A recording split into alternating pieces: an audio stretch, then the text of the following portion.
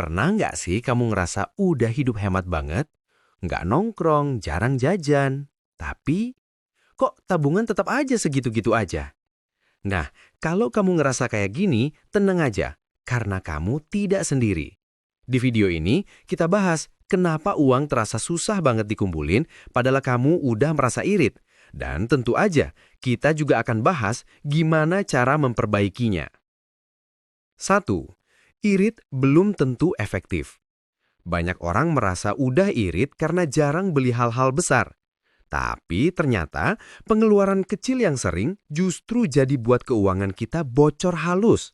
Contohnya, cuma kopi 15.000 tiap hari. Sebulan udah 450.000. Cuma ongkir 10.000 tiap check out. Pada akhirnya bisa jadi ratusan ribu per bulan.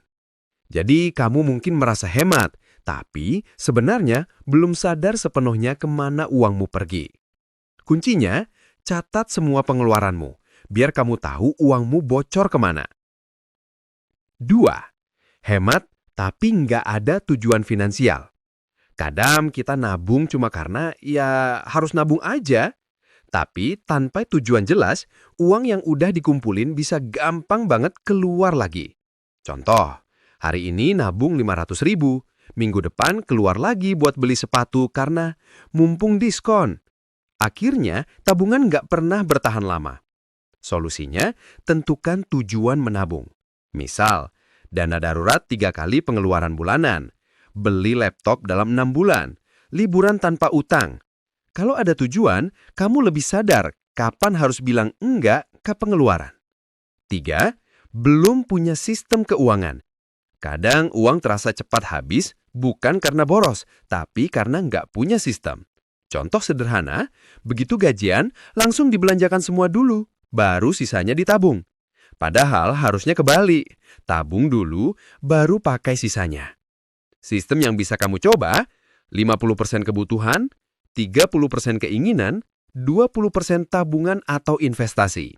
Atau kalau penghasilan kecil, mulai dari 10% buat ditabung dulu aja, yang penting konsisten. 4. Inflasi dan gaya hidup naik diam-diam. Kadang kita ngerasa gaji naik, tapi kok tetap aja nggak bisa nabung. Nah, bisa jadi karena gaya hidup ikut naik bareng gaji. Contohnya, dulu makan di warung, sekarang di kafe. Dulu naik motor, sekarang order ojek biar nyaman. Inilah yang disebut lifestyle creep, naiknya gaya hidup tanpa disadari. Solusinya, setiap kali penghasilan naik, jangan langsung tingkatkan gaya hidupmu, tapi tambahkan dulu persentase nabungmu sedikit demi sedikit. Uang bocor dari pengeluaran tak terencana, kadang uang nggak terkumpul karena sering bocor ke hal-hal yang nggak direncanain. Contoh, teman minta patungan mendadak, barang rusak, acara keluarga, nikahan, dan lain-lain. Solusinya, siapkan pos dana tak terduga 5-10% dari penghasilan, biar kalau ada pengeluaran mendadak, tabungan utama tetap aman. Beda antara menabung dan mengelola keuangan. Banyak orang cuma fokus menabung, padahal kunci utamanya bukan itu, tapi mengelola keuangan. Menabung itu nyimpen uang. Mengelola keuangan, tahu arah dan tujuan uang. Kalau kamu bisa kelola dengan rencana, maka uang kecil pun bisa berkembang. Buat tambahan, kamu juga harus pelajari investasi ringan.